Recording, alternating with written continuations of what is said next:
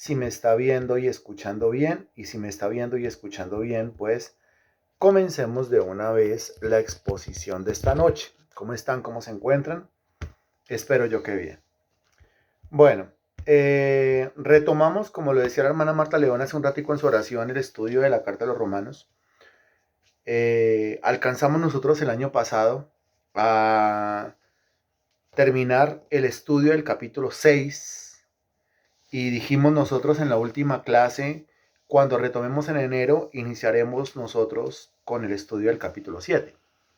Son 16 capítulos. Entramos hoy al capítulo 7. Estamos estudiando nosotros lo que son los resultados de la justificación. Los resultados de la justificación. Recuerde usted que el hombre es justificado por la fe sin las obras de la ley, dice Romanos capítulo 3, versículo 28. Y a partir del capítulo 5 comenzamos nosotros a descubrir una cantidad de beneficios o resultados o consecuencias positivas que vienen sobre una persona que ha sido justificada por la fe. Ya pasamos por el capítulo 5, ya estudiamos la totalidad también del capítulo 6 y hoy nos corresponde entonces entrar al estudio del capítulo 7. Ubíquese por favor en el capítulo 7 de la Carta a los Romanos y usted me avisa cuando ya esté ahí en el capítulo 7 de la Carta a los Romanos. Ya, muy bien. ¿Alguien más? Romanos capítulo 7, por favor. ¿Alguien más? Ok, muy bien. El capítulo 7 está conformado por 25 versículos. Compruébelo, por favor.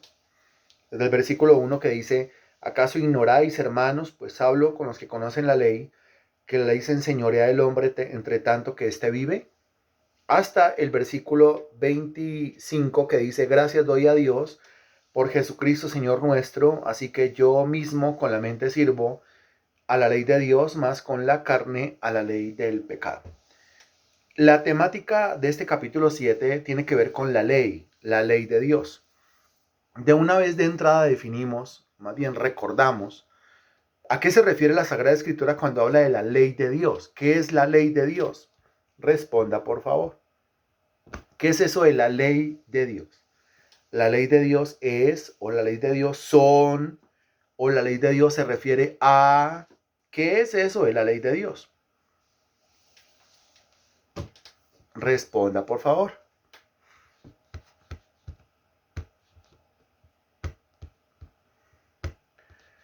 La ley de Dios. La ley de Dios se refiere a los mandamientos. Muy bien.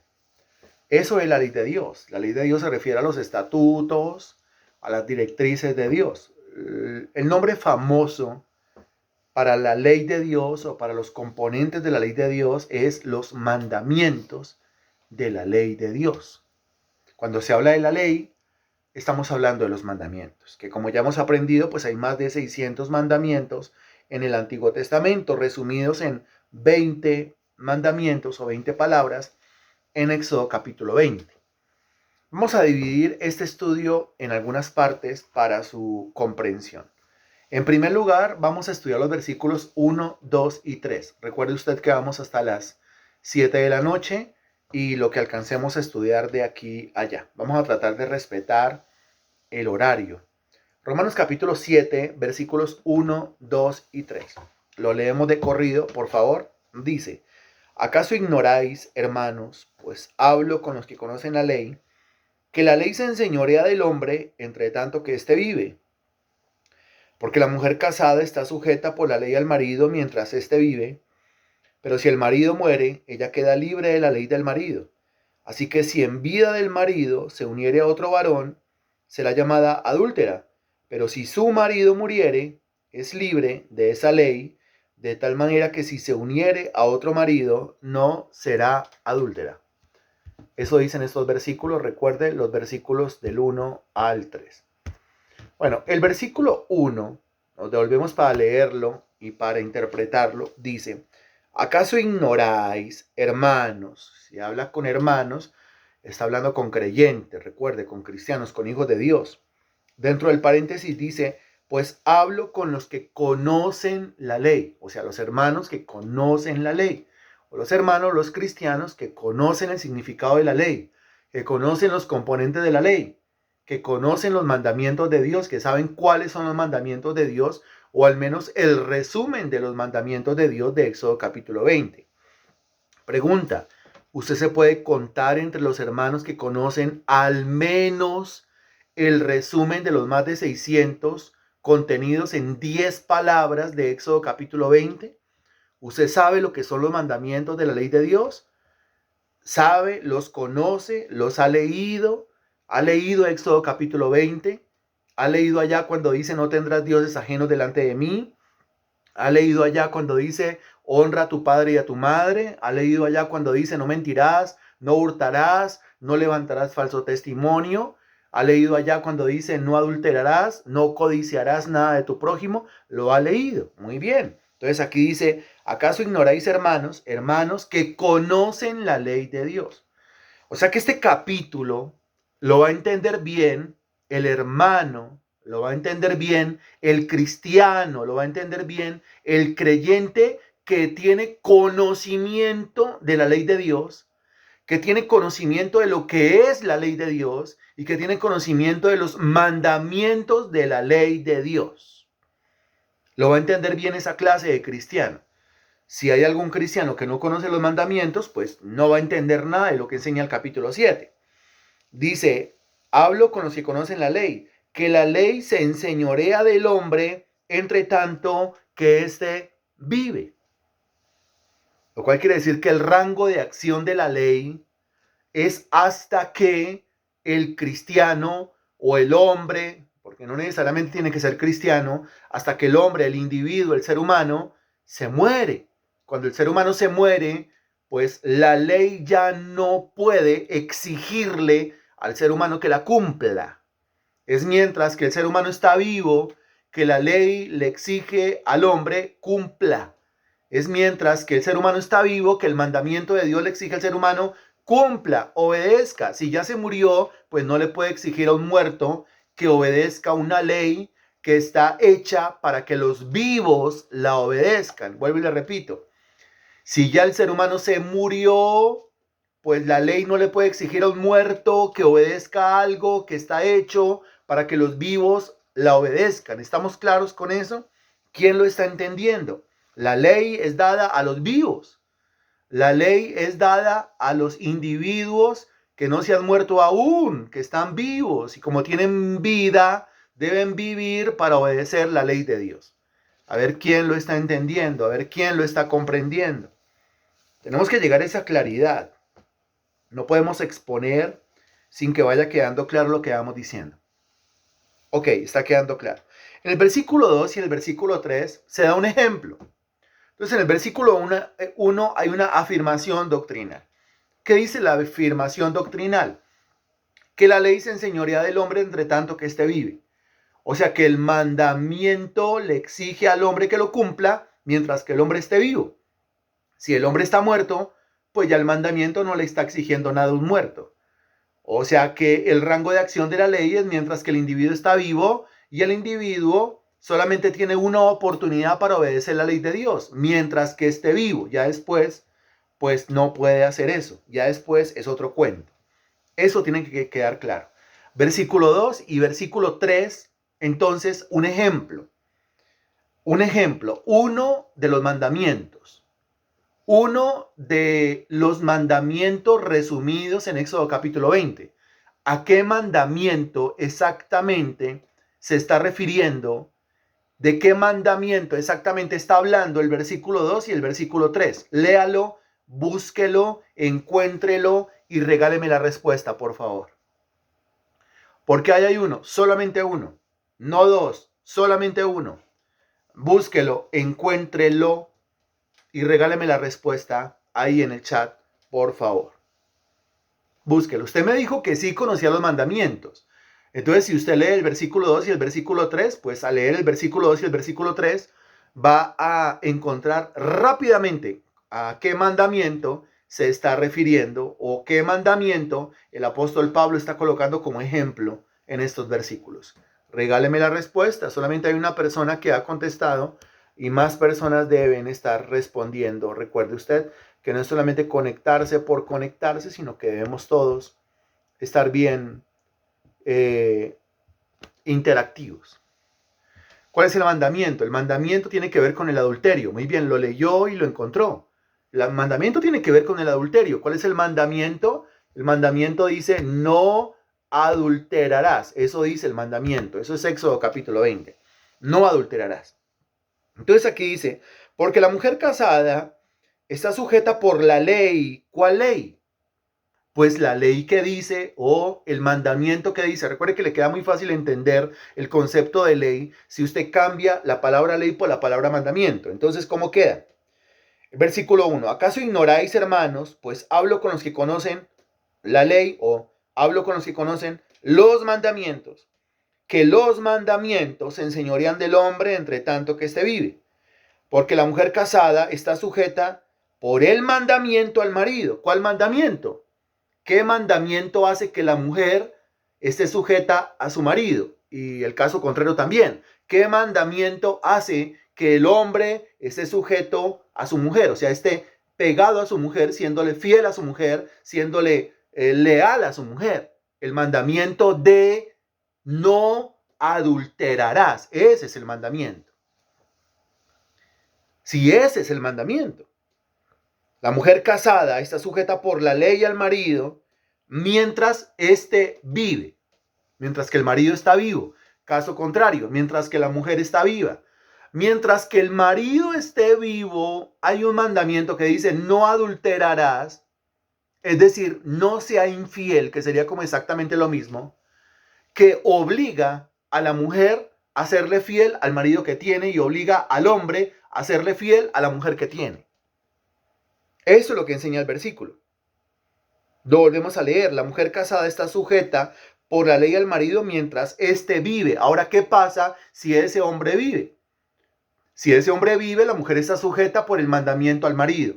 Pero si ese hombre está muerto, si ese hombre se murió, pues entonces el mandamiento, como lo dijimos con base en el versículo 1, no le exige a la mujer ni al hombre que lo obedezca, porque el mandamiento solamente cobija o solamente obliga o solamente le exige a los que están vivos.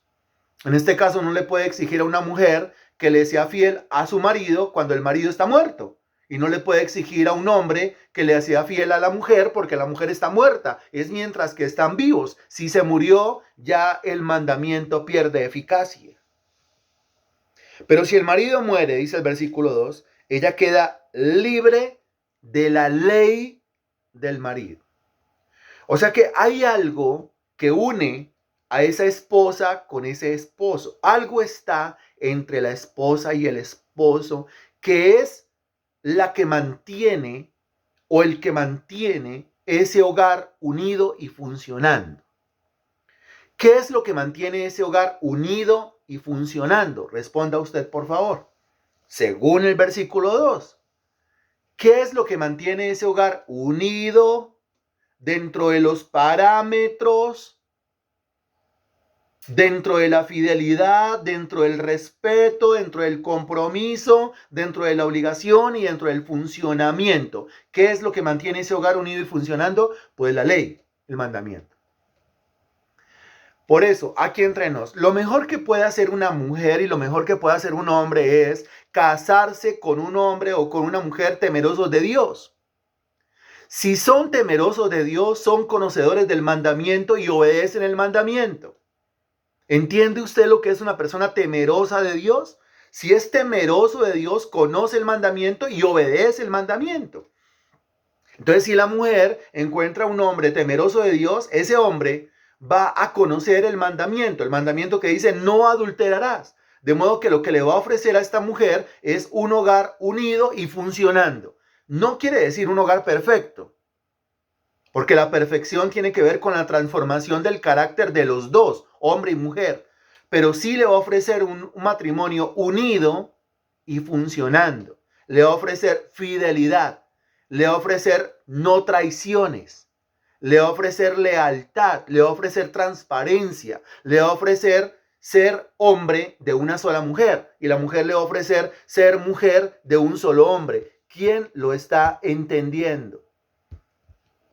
A ver, levante la mano o respondan en chat quién lo está entendiendo. Esto es importantísimo entender. Importantísimo. Ok, me alegra mucho, porque mire, muchas veces cuando hablamos del yugo desigual, el yugo desigual es mencionado en 1 Corintios capítulo 7, cuando dice, no os unáis en yugo desigual con los incrédulos.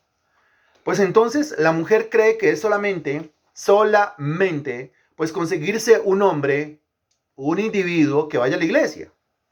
O conseguirse una mujer que vaya a la iglesia. Conseguirse una mujer que le diga a todo el mundo Dios le bendiga, o conseguirse una mujer que ande con la Biblia debajo del brazo. Y no es suficiente. Lo que necesita el hombre, según el Proverbio 31, es una mujer virtuosa. Y lo que necesita la mujer, según el Proverbio capítulo 20, es un hombre de verdad. Ahora, ¿qué es un hombre de verdad y qué es una mujer virtuosa? Son hombres y mujeres temerosos de Dios. Volvemos a definir qué es una persona temerosa de Dios. Una persona temerosa de Dios es una persona que conoce los mandamientos y los cumple. De modo que si va a comprometerse en una relación con usted, pues esa persona, conociendo los mandamientos, sabe que al tener una relación con usted no puede adulterar. Porque el adulterio es pecado.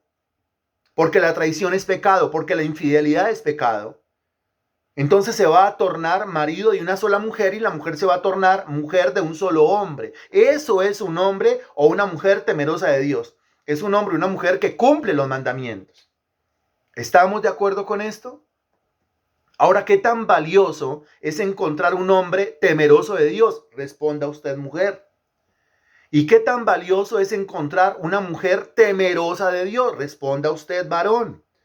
Ahí está el chat para que usted responda. Dígame qué tan valioso es, qué tan importante es encontrar un hombre temeroso de Dios, un hombre que conoce el mandamiento y un hombre que por causa a la obediencia al mandamiento a usted le va a ser fiel. A usted le va a garantizar unión y le va a garantizar funcionamiento en ese matrimonio. ¿Cómo le parece esto? Dígame. Hermano Rubelio dice, eso es un milagro. Dice, muy valioso, Liliana. ¿Cómo le parece esto? Dígamelo. Dígamelo. Porque, al menos va a la iglesia. No, ¿cómo así que al menos va a la iglesia? Eso no es garantía de nada. Al menos carga la Biblia debajo del brazo. No, eso no es garantía de nada. Eso no es garantía de nada.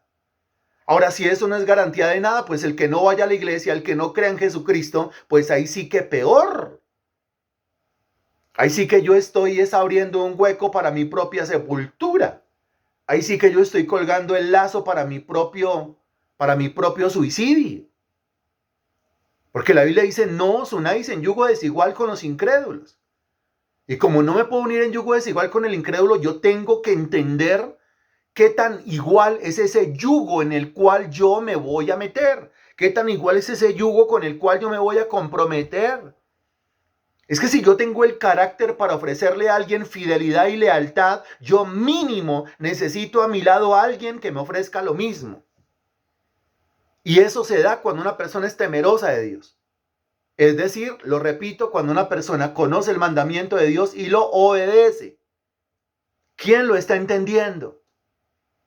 Porque este mundo está lleno de traiciones, lleno de deslealtades. Este mundo está lleno de matrimonios desechables. Y los matrimonios son desechables precisamente por eso. Porque se une una pareja que no son temerosos de Dios. O el uno es temeroso de Dios y el otro no es temeroso de Dios. Después le echamos la culpa a Dios del por qué él o ella hicieron lo que hicieron. Pero la culpa no la tiene Dios. Dios es claro al decir, usted no se una en un yugo desigual. Usted mire muy bien con quién se está metiendo. Y no solamente con quién se está metiendo, sino con quién va a convivir. Y no solamente con quién va a convivir, sino con quién va a tener hijos. Con quién va a tener familia. Porque eso usted no lo va a poder cambiar después. Eso le enseña el versículo 2. La mujer casada está sujeta por la ley al marido mientras éste vive. Pero si el marido muere, ya queda libre de la ley del marido. Entonces le pregunté yo hace un rato a usted, ¿qué es lo que hay entre marido y mujer que los mantiene unidos y funcionando? Y usted respondió muy bien, pues la ley, es decir, el mandamiento. Ok, dese cuenta, el yugo igual es cuando los dos conocen el mandamiento y lo obedecen. El yugo igual es cuando entre los dos hay temor de Dios. De modo que la fidelidad del cónyuge al cónyuge es una cosa secundaria. Lo principal es la fidelidad del hombre y la mujer, del marido y la mujer, del esposo y la esposa. ¿Pero a qué? Eso es lo primario. Respóndalo, por favor, aunque estemos repitiendo lo mismo. Eso es lo primario. Eso es lo fundamental. Eso es lo principal. Eso es lo más grande. Cuando el marido y la esposa le son fieles primariamente, ¿a qué? O que estoy hablando de un qué. Muy bien, a la ley del Señor, exactamente. Al mandamiento de Dios. De manera que el esposo le puede bien decir a la esposa y la esposa le puede bien decir al esposo de manera respetuosa para que no lo tome a mal, pero hay que decírselo y hay que tenerlo claro. Hay que decirle, no, es que ni siquiera es por ti, realmente ni siquiera es por ti o ni siquiera es por usted, si no lo quiere tutear.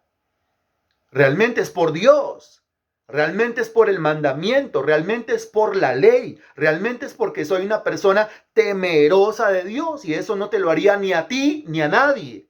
Eso no se lo haría ni a usted ni a nadie, porque todo lo que el hombre sembrare, eso también segará. ¿Quién lo está entendiendo? Eso es una persona temerosa de Dios. Si usted se cataloga como persona temerosa de Dios, pues entonces usted conoce los mandamientos. Eso es lo que dice el versículo 1. Hablo con los que conocen los mandamientos. Eso es una persona temerosa de Dios. Y si usted está en búsqueda o en conversaciones, pues asegúrese que sea una persona temerosa de Dios. Asegúrese que conoce los mandamientos. Asegúrese que sabe de doctrina y que sabe obedecer la doctrina. Asegúrese que no sea un medias tintas. Asegúrese que no sea un impío. Asegúrese que no sea un tibio. Asegúrese que sea una persona temerosa del Señor. Muy bien. El versículo 3 dice, así que si en vida del marido se uniere a otro varón, está hablando del caso de la mujer, ¿no? Pero bien podemos estar hablando del caso del hombre. Entonces, si una mujer, su marido está vivo y ella se une a otro varón, o en el caso del hombre, la mujer está viva y él se une a otra mujer, ¿cómo lo llama la Biblia? Sí, yo sé que a continuación dice en el versículo, pero eso yo creo que usted lo sabe de antemano. ¿Cómo lo llama la Sagrada Escritura? La Biblia lo llama adúltero o adúltera. Muy bien, en el caso del hombre o en el caso de la mujer. Es un adúltero, adúltera. Ahora, si la Biblia lo llama adúltero o adúltera, ¿es por qué? Porque ha quebrantado, porque ha violado, porque ha infringido ¿qué? Que es lo más importante.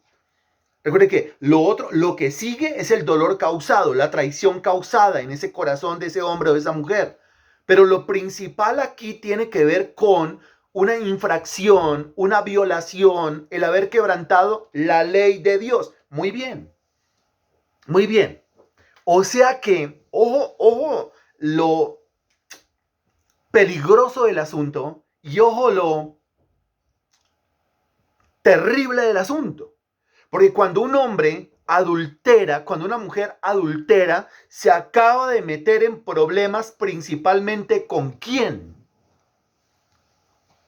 Primeramente con quién se acaba de meter en problemas. Con Dios, muy bien, porque lo que acaba de violar es nada más y nada menos que una de las leyes, uno de los mandamientos de Dios. ¿Cuál? El que dice según Éxodo capítulo 20, no adulterarás. Ahora, en segundo lugar, ¿con quién se ha metido en problemas?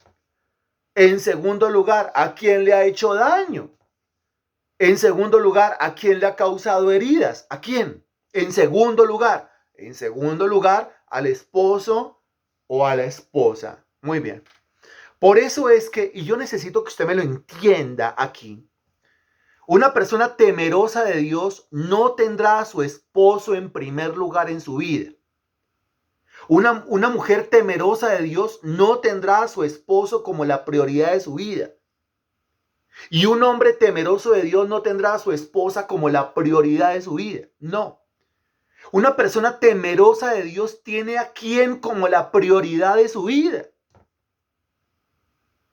Si es temeroso de Dios, tiene a Dios como la prioridad de su vida, muy bien. Y entonces el otro, sabiendo que el otro tiene a Dios como la prioridad en su vida, estará tranquilo y estará seguro. Dirá, esta persona sería incapaz de fallarme a mí, porque esta persona sería incapaz de fallarle a Dios. ¿Quién lo está entendiendo? Sería incapaz de fallarme a mí, no llegaría a fallarme a mí, no llegaría a traicionarme a mí, porque esta persona, por lo temeroso de Dios que es, sería incapaz de fallarle a Dios, sería incapaz de traicionar a Dios. ¿Quién lo está entendiendo? Por eso la necesidad de rodearme de personas temerosas de Dios. Si no es temeroso de Dios, lejos, fuchi. A kilómetros, a años luz de distancia. No me interesa tener tratos con personas que no sean temerosas de Dios. Una persona temerosa de Dios tiene palabra. Porque yo nunca seré la prioridad de la vida de una persona que sea temerosa de Dios. La prioridad de la vida de una persona temerosa de Dios es Dios mismo, su mandamiento, la ley, el no desagradarle, el obedecerle siempre, el agradar el corazón de Dios siempre.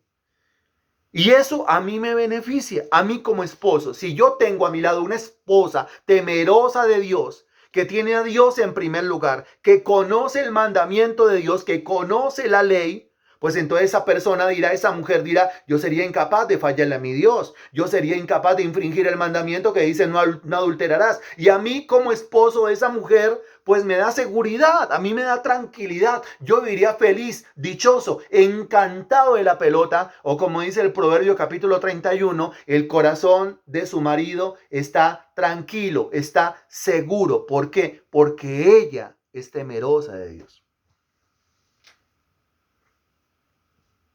Entonces dice, si en vida del marido se uniera a otro varón, será llamada adúltera. Muy bien, estamos pensando correctamente. Pero si su marido muriere, pues si el marido muere, ¿qué? Es libre de esa ley. Mire que aquí no dice, si el marido muere es libre del marido. ¿Sí se da cuenta? No dice, si la esposa muere es libre de la esposa. No. Dice, si el marido muere o si la esposa muere, es libre de esa ley. O sea que lo que tiene unidos a estas dos personas es la ley o el mandamiento o el temor de Dios. Es libre de esa ley. De tal manera que si se uniere a otro marido, ¿qué quiere decir? Pues que el primer marido pues se murió, o la primera esposa se murió, apareció alguien temeroso de Dios y ésta se unió a él como marido o como esposa a ese marido. Quiere decir que se volvió a casar. Entonces, si se uniere a otro marido, dice, no será adúltera. Ahora, ¿por qué no es adúltera? Pues porque la ley se enseñorea del hombre, dijo el versículo 1, entre tanto que éste vive. O sea, ella le debe guardar fidelidad a ese marido, entre tanto que el marido esté vivo, por causa de la ley, por causa del mandamiento. Y lo mismo pasa en el caso del hombre. Le debe guardar fidelidad a la mujer por causa de guardarle fidelidad a la ley de Dios que dice, no adulterarás. Hasta ahí. Hasta el versículo 3. ¿Quién ha entendido debidamente lo que quisimos decir hasta el versículo 3?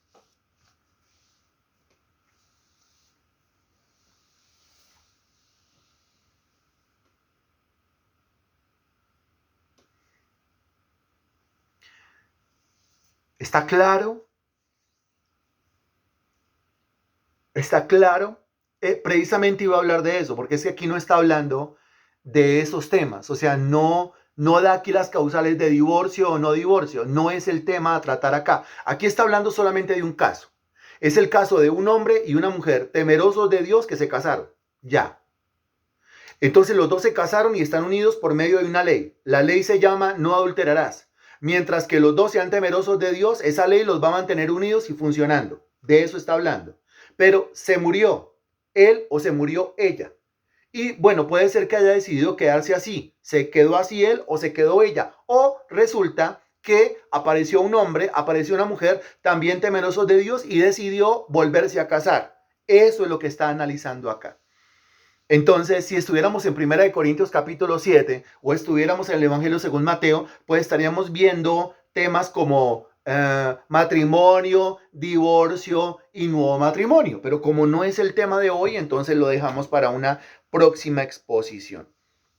Creo que hasta el momento, muy claro. Ok. Versículos 4, 5 y 6 a continuación. 4, 5 y 6.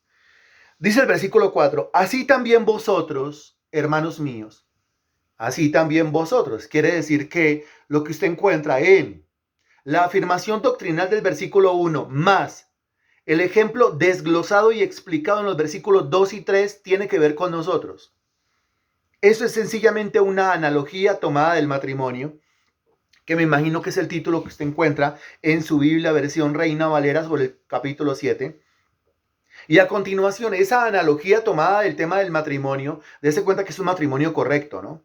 Esa analogía tomada del matrimonio ahora la va a aplicar a nuestra vida espiritual para explicar lo que es uno de los resultados de la justificación. Entonces la explicación la encuentra usted en los versículos 4, 5 y 6. Dice el versículo 4, así también vosotros, hermanos míos. Pero hermanos míos, ¿quiénes? Los hermanos míos que cumplen el requisito que usted encontró dentro del paréntesis en el versículo 1. ¿Cuál es el requisito que usted encontró en el versículo 1? ¿Son hermanos o son cristianos que qué? Si no cumple ese requisito, no va a entender nada de lo que dice este capítulo. ¿Son cristianos o son hermanos o son creyentes que? A ver quién más responde. ¿Quién más nos regala su respuesta? Que conocen la ley muy bien. Eso es lo que dice dentro del paréntesis. Que conocen los mandamientos de Dios. Que entienden que hay más de 600 resumidos en 20 palabras de Éxodo capítulo 20, resumidos en 2 en el Nuevo Testamento, resumidos en 1 según el apóstol Juan. El mandamiento del amor. Pero el mandamiento del amor es un resumen de las 20 palabras de Éxodo 20 y las palabras de Éxodo 20 son un resumen de los más de 600 mandamientos del Antiguo Testamento. Entonces no puedo decir que es solamente amor si ni siquiera entiendo lo que es el amor. Otra vez el versículo 4. Así también vosotros, hermanos míos que conocen la ley, que conocen los mandamientos, habéis muerto a la ley mediante el cuerpo de Cristo, para que seáis de otro, del que resucitó de los muertos, a fin de que llevemos fruto para Dios. Porque mientras estábamos en la carne, las pasiones pecaminosas que eran por la ley, obraban en nuestros miembros llevando fruto para muerte. Pero ahora estamos libres de la ley por haber muerto para aquella en que estábamos sujetos, de modo que sirvamos bajo el régimen nuevo del Espíritu y no bajo el régimen viejo de la letra. Esto parece muy difícil de entender a simple vista, pero no es tan difícil si usted entendió la analogía de los versículos 1, 2 y 3, sobre todo lo que se dijo en el versículo 2 y 3. Dice, así también vosotros, hermanos míos, habéis muerto a la ley mediante el cuerpo de Cristo. He muerto a la ley. ¿Cuál es la condición en el versículo 1, 2 y 3 para que la ley no me exija su cumplimiento? ¿Cuál es la condición según los versículos 1, 2 y 3 para que los mandamientos no me exijan que los cumpla? La condición es, muy bien Natalia, muy bien Marta León, muy bien Liliana, la condición es la condición para que el mandamiento no me exija, para que no me exija, entonces es estar muerto. Si yo estoy muerto, el mandamiento no me puede exigir nada. Si yo estoy muerto, la ley no me puede exigir nada. Ahora, ¿de qué está hablando acá? Pues sencillo. Recuerde usted que hemos hablado de dos métodos diferentes de salvación. El método según las obras y el método según la gracia. Si una persona quiere ser salva según el método de la ley, ¿qué tiene que hacer? Obedecer perfectamente la ley, desde el primero hasta el último de los mandamientos, y son más de 600, y los tiene que obedecer desde el mismo momento de su nacimiento y hasta el momento de su muerte, sin haber infringido ni siquiera uno. ¿Quién puede ser salvo según el método de la ley?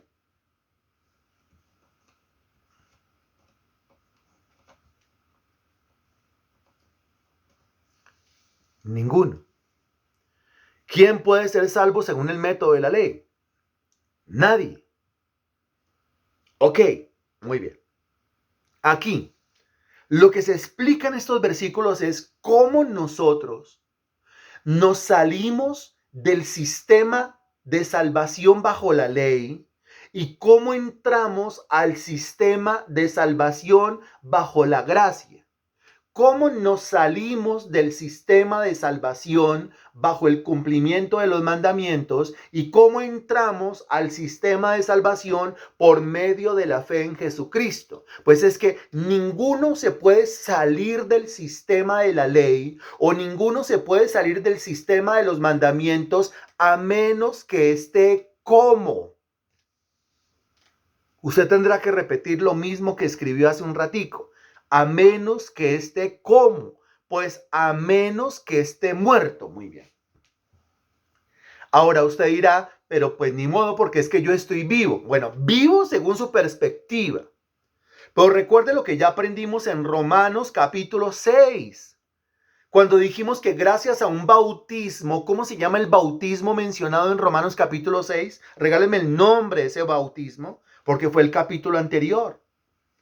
¿Cómo se llama ese bautismo? Regáleme el nombre de ese bautismo. Se llama bautismo en Cristo. Muy bien. Que no es ni el bautismo del Espíritu Santo, ni el bautismo en las aguas, ni el bautismo en fuego. Se llama bautismo en Cristo y se le dedica un capítulo completo a ese bautismo en Cristo porque es el bautismo más importante, porque es el bautismo que nos salva. El bautismo que nos salva no es el bautismo en aguas. El bautismo que nos salva es el bautismo en Cristo operado por el Espíritu Santo. Y recuerde usted qué ocurre en ese bautismo en Cristo. En ese bautismo en Cristo, los creyentes son fundidos al cuerpo del Señor Jesucristo de tal modo que lo que le ocurrió al Señor Jesucristo también espiritualmente me ocurrió a mí. De modo que el Señor Jesucristo fue crucificado. ¿Se acuerda? Muerto. ¿Se acuerda? Sepultado. ¿Se acuerda? Fue resucitado. De modo que en mí ocurrió una crucifixión, en mí ocurrió una muerte y en mí ocurrió una sepultura. Pregunta, no se vaya a dejar corchar aquí. Según Romanos capítulo 6, ¿qué parte de mí fue crucificada? ¿Qué parte de mí fue muerta y qué parte de mí fue sepultada? ¿Qué parte de mí? Excelente respuesta, muy bien. La carne. La carne. Ahora, si usted es tan amable y nos recuerda que la carne es la sumatoria de dos componentes míos. La carne es la sumatoria de dos componentes suyos. Esto más esto es igual a carne, según la Sagrada Escritura. Muy bien, usted sabe mucho, más preparado que un cumis. La carne es la sumatoria de alma y cuerpo inclinados, alma y cuerpo entregados al pecado. Eso es la carne. Según lo que enseña la Sagrada Escritura, ese viejo hombre, ese cuerpo de pecado, fue crucificado, fue muerto y fue sepultado. De manera que a los ojos de Dios la carne está crucificada y tiene que seguir crucificada. Ahora lo que enseña Romanos capítulo 6 con respecto a la resurrección es que una parte en mí fue resucitada. ¿Qué parte en mí fue resucitada? No se vaya a dejar corchar ahí, por favor, porque usted también tiene esa respuesta. ¿Qué parte en mí fue resucitada? ¿Mi qué? Mi espíritu. Muy bien. Entonces allá en Efesios 2:1 cuando dice, y Él os dio vida a vosotros cuando estabais muertos en delitos y pecados, yo estaba espiritualmente muerto, pero gracias al bautismo en Cristo, Romanos capítulo 6, pues mi espíritu fue resucitado y mi carne fue asesinada. Mi carne fue crucificada, mi carne fue muerta y mi carne fue sepultada. Eso es lo que enseña. ¿Basta qué? Porque esa es la realidad según la perspectiva divina. ¿Qué me toca hacer a mí? Cuando yo encuentro esas verdades en Romanos capítulo 6, ¿qué me corresponde hacer a mí al encontrarme con esas verdades? Una sola cosa me corresponde hacer a mí. Ya encontré las verdades. ¿Qué tiene que hacer con esas verdades? Una sola cosa. Una sola cosa para que se aplique, una sola cosa para que se convierta en realidad en su vida. Una sola cosa. ¿Qué cosa? Esa, muy bien. Creer. Crea. Lo único que basta es que usted diga, mire, mi carne está crucificada, muerta y sepultada. Y mi espíritu ha sido revivido, renacido y resucitado en Cristo Jesús. Eso es lo que enseña Romanos capítulo 6. O sea que una parte de su ser sufrió la muerte y eso es lo que en Romanos capítulo 7 se repite y ahora se aplica dentro de la analogía tomada del matrimonio en los versículos 1, 2 y 3. ¿Quién lo está entendiendo? Porque dice, así también vosotros, hermanos míos, habéis muerto a la ley mediante el cuerpo de Cristo. Yo morí a la ley. Uy, pero yo en qué momento morí, dice el ignorante. Y el conocedor de Romanos capítulo 6 dice, pues claro que morimos. Acuérdese que cuando Cristo fue crucificado, yo fui crucificado. Cuando Cristo fue muerto, yo fui muerto. Y cuando Cristo fue sepultado, yo fui sepultado. O sea que realmente yo, en un aspecto judicial, espiritual, verdadero, real, literal, yo estoy muerto. Eso es lo que enseña Romanos capítulo 6. Ahora, si yo estoy muerto, como lo enseñó Romanos capítulo 6, ¿qué puede hacer la ley conmigo? ¿Qué puede hacer el mandamiento conmigo si yo ya me morí? Si yo ya estoy muerto, viene el mandamiento a buscarme, pero me encuentra muerto. Y entonces como el mandamiento me encuentra muerto, pues el mandamiento dice nada que hacer con usted, porque yo solamente le exijo cumplimiento a los que están vivos, pero usted, judicialmente, usted, desde la perspectiva divina, está muerto. Y es de esa manera como nosotros nos escapamos del sistema de obras y ahora nos cobija el sistema de la gracia. ¿Quién lo entiende? Es así como nosotros ya no estamos bajo la ley, ya no estamos bajo los mandamientos. Ya no creemos que nuestra obediencia perfecta a los mandamientos nos pueda salvar. Ya no creemos que por nuestras obras podemos ganárnoslos a la salvación, sino solamente por gracia y por la fe en el Señor Jesucristo. ¿Quién lo entiende? Entiéndalo y entiéndalo bien para que se lo pueda explicar a otras personas. Porque decimos nosotros, es que nosotros no estamos bajo la ley, sino bajo la gracia. Sí, pero explíqueme por qué ya no está bajo la ley, sino bajo la gracia. Pues ya no estoy bajo la ley porque estoy muerto. Y la ley ya no me puede exigir cumplimiento a sus mandamientos. Ahora, ¿quién le da gracias a Dios por este entendimiento? ¿Quién le dice gracias, Señor? Porque al fin entiendo por qué es que no estoy bajo la ley, sino que estoy bajo la gracia. Y ahora entiendo por qué una parte de mi vida se tenía que morir. Y ahora entiendo por qué el bautismo en Cristo opera esa muerte en mi vida. Para que la ley ya no me exija que la cumpla para salvación. Gracias a Dios por su misericordia. Muy bien. Bien, así también vosotros, hermanos míos, habéis muerto a la ley mediante el cuerpo de Cristo. Mira lo que dice, para que seáis de otro. ¿Se acuerda la analogía? Ahora, esta analogía es un poco diferente. Porque en la analogía anterior, pues, el hombre estaba vivo, la mujer estaba viva y el hombre se murió. Y al morirse el hombre, la mujer quedó libre para casarse con otro. Pero aquí lo que está diciendo es, yo me morí y entré a otro plano. Ahora yo soy de otro. Mire lo que dice, ahora yo soy de otro. O sea, como que me volví a casar, me volví a relacionar, ¿sí? Con otro, pero la ley a mí no me llama adúltero. ¿Por qué no me llama adúltero? La ley a mí no me llama traicionero. ¿Por qué no me llama traicionero? La ley a mí no me llama desleal. Ahora soy de Cristo. Ahora estoy bajo la gracia, ahora estoy bajo la fe, ya no estoy bajo las obras, ya no estoy bajo la ley, ya no estoy bajo el mandamiento, pero la ley a mí, aunque yo soy de otro en este momento y ya no soy de la ley no me dice a mí, usted es un traicionero. La ley no me dice a mí, usted es un adúltero. ¿Por qué la ley no me acusa a mí de esa manera? ¿Por qué la ley a usted no lo acusa de esa manera? Por cuanto usted está como. Y al estar así, primero responde esa parte, por cuanto usted está como.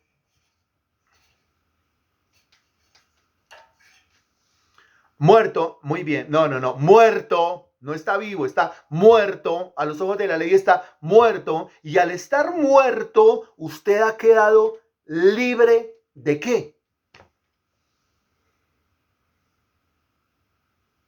¿Se acuerda la parte final del versículo 2? Ella queda libre de la ley. Como está muerto, ¿queda libre de qué? Muy bien, como está muerto, queda libre de la ley.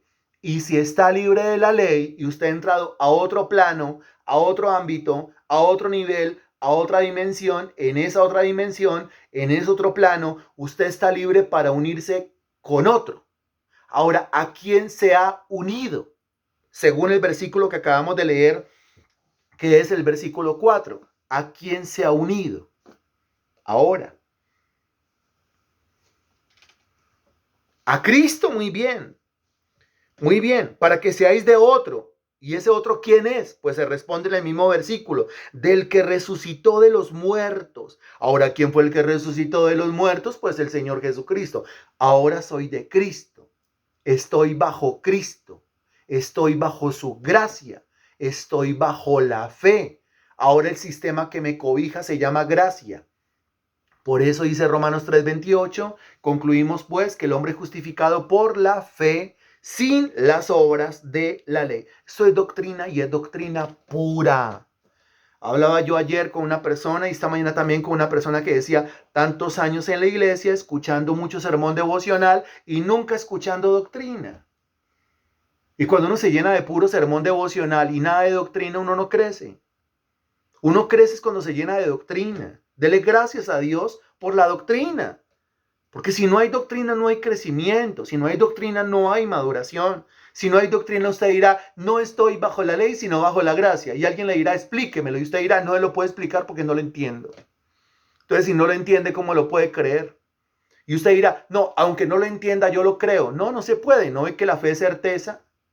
Y la certeza es conocimiento claro y exacto de algo. Si usted no tiene conocimiento claro y exacto de algo, usted no tiene certeza. Por lo tanto, no tiene convicción. Por lo tanto, no tiene fe. Por lo tanto, es un fanático. Ya salga del fanatismo. Salgamos de ese fanatismo que dice, no lo entiendo, pero lo creo. Si no lo entiende, no lo está creyendo. Dios no se tomó el trabajo de dejarnos las cosas escritas en un libro para que yo ni siquiera lea ese libro y ni siquiera entienda ese libro.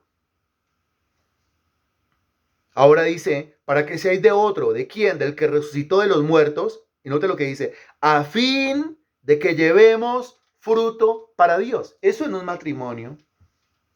Pues se une el hombre y se une la mujer, y ahora el hombre y la mujer están llevando fruto. ¿Qué quiere decir? Pues que tuvieron hijos. ¿Qué quiere decir? Que el matrimonio está progresando. ¿Qué quiere decir? Que el matrimonio está progresando, está prosperando en todo sentido.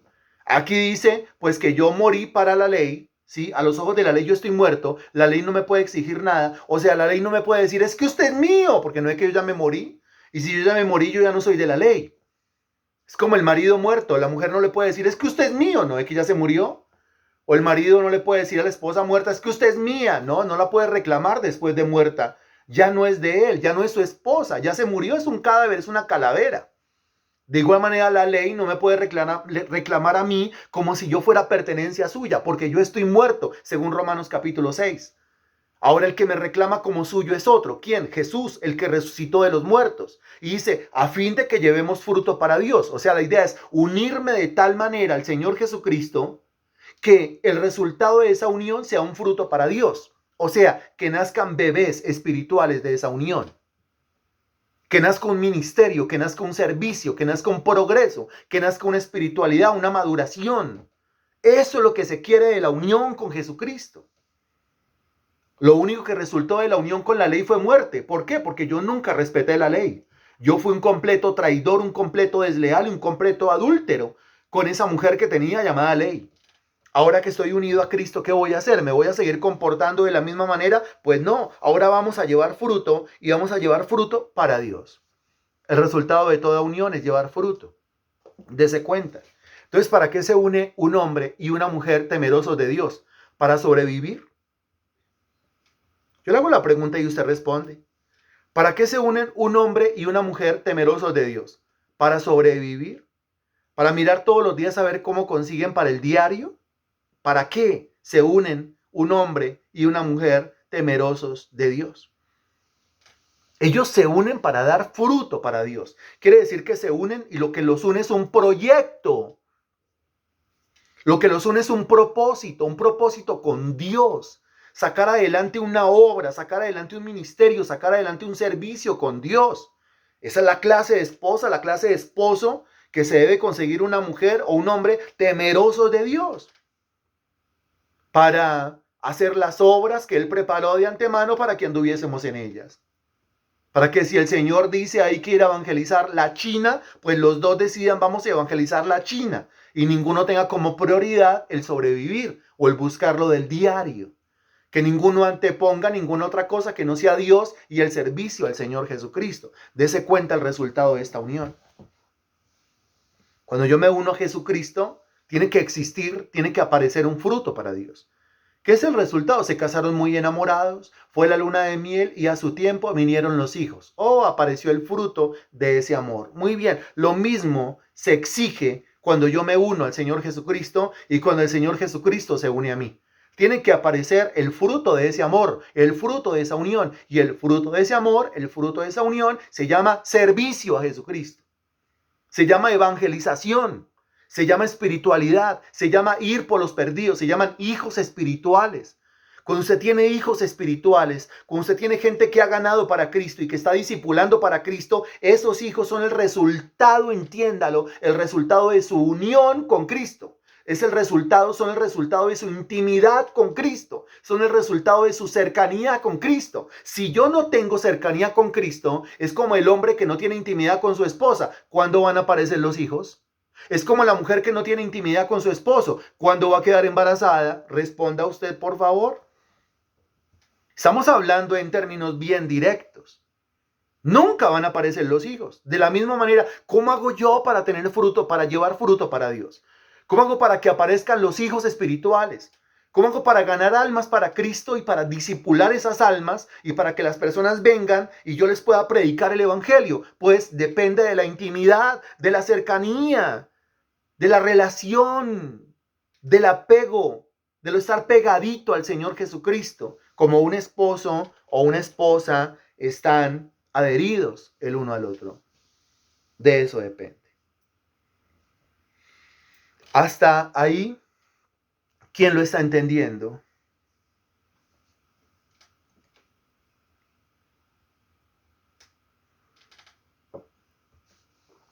Y está claro. Y está claro.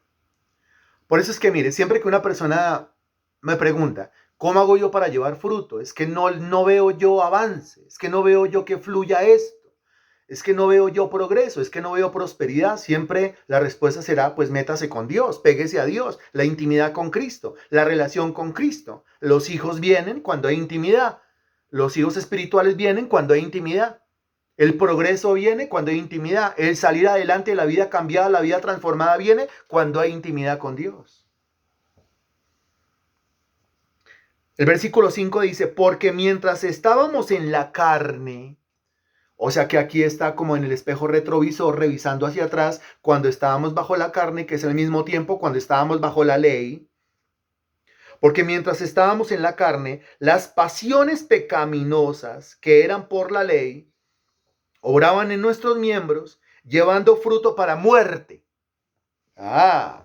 Y eso lo estábamos explicando hace un rato. Porque cuando usted estaba casado con la ley, pero estaba en la carne al mismo tiempo, esa carne, que es la unión de alma más cuerpo inclinados al pecado, le hacía que usted traicionara a cada rato la ley de Dios. ¿Es o no es? La demora es que encontráramos un mandamiento y ya inmediatamente estamos mirando cómo es que lo desobedecemos. La demora es que la ley dijera, no me traicione, voy a ir a trabajar, y no se demoraba la ley en salir de la casa y ya nosotros, cual sinvergüenza adúltera, estábamos metiéndonos con el pecado, o sea, estábamos metiéndonos con el vecino. La ley siempre fiel, la ley siempre derecha, la ley siempre recta, pero nosotros por causa de la carne siempre desleales, siempre traicioneros y siempre abusivos con la ley. ¿Cuál era el fruto de eso? El fruto de eso, dice la parte final del versículo, la muerte. La muerte. ¿Por qué la muerte?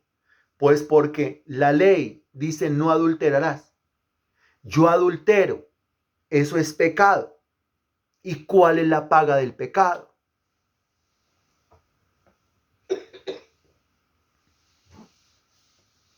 ¿Y cuál es la paga del pecado? Pues la muerte. Eso es como de la siguiente manera.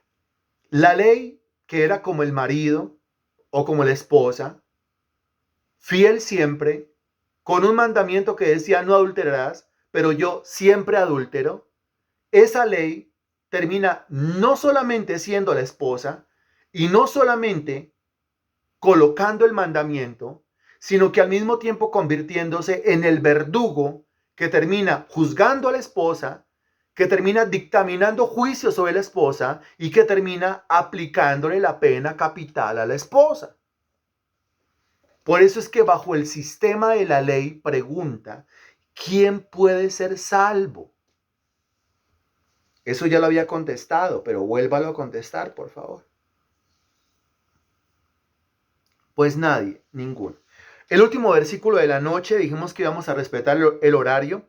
El último versículo de la noche, el versículo 6, dice, pero ahora, estamos libres de la ley. ¿Y por qué quedé libre de la ley? Usted me responderá, pues porque estoy muerto. Muy bien, a continuación se dice, pero ahora estamos libres de la ley por haber muerto para aquella en que estábamos sujetos. Claro, yo morí gracias al bautismo en Cristo. Siempre acuérdese de Romanos capítulo 6. Ahora estamos libres de la ley por haber muerto para aquella en que estábamos sujetos, de modo que sirvamos bajo el régimen nuevo del Espíritu y no bajo el régimen viejo de la letra. Ahí usted entiende que ya no está bajo la letra, ya no está bajo la ley, ya no está bajo los mandamientos, sino que está bajo la gracia, está bajo la fe o está bajo lo que este versículo llama el régimen nuevo del Espíritu. Eso quiere decir que antes dependíamos nosotros de lo que estaba escrito en la ley de Dios en el mandamiento. Ahora dependemos nosotros en la nueva relación en la que estamos de lo que el Espíritu Santo nos habla al oído. Lo que el Espíritu Santo nos habla al oído, lógicamente, estará conforme a la voluntad de Dios, estará conforme a la ley, estará conforme al mandamiento. Pero lo que quiere decir es que ya no estoy relacionado directamente con la ley, sino que estoy directamente relacionado es con Cristo a través de la persona del Espíritu Santo. Lo que está diciendo es, abra su oído a la voz del Espíritu Santo. Él le dirá, Él le aclarará, Él le hará entender, Él le consolará, Él le aconsejará y le hará entender perfectamente lo que significa estar bajo la gracia y no estar bajo la ley. Bendito Dios, te damos infinitas gracias por tu palabra predicada hoy. Gracias por esta doctrina, Santísimo Señor. Si tú no estuvieras presente, sería imposible para nosotros entender tu palabra. Pero tú estás presente, bendito Dios, y yo me regocijo en esa presencia.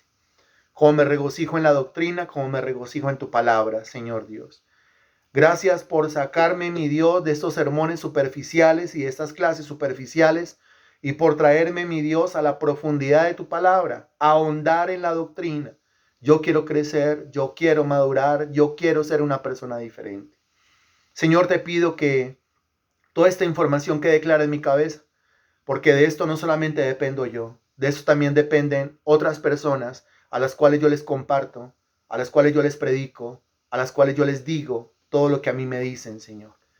Recibe tú la gloria, la honra y la alabanza, y te pido que dispongas mi vida, mi Dios, para el domingo estar conectado virtualmente a las 9 de la mañana, no perdérmelo y no poner ninguna excusa, Señor, en esta nueva relación en la cual me debo totalmente a ti y me entrego totalmente a ti y prometo fidelidad completamente a ti. Dispón mi vida para la próxima semana, las oraciones y los discipulados, y dispón mi vida para el regreso a lo presencial de este domingo en 8 días. Te lo suplicamos en el nombre del Señor Jesús. Amén y gracias a Dios. Amén. Esto es todo por hoy.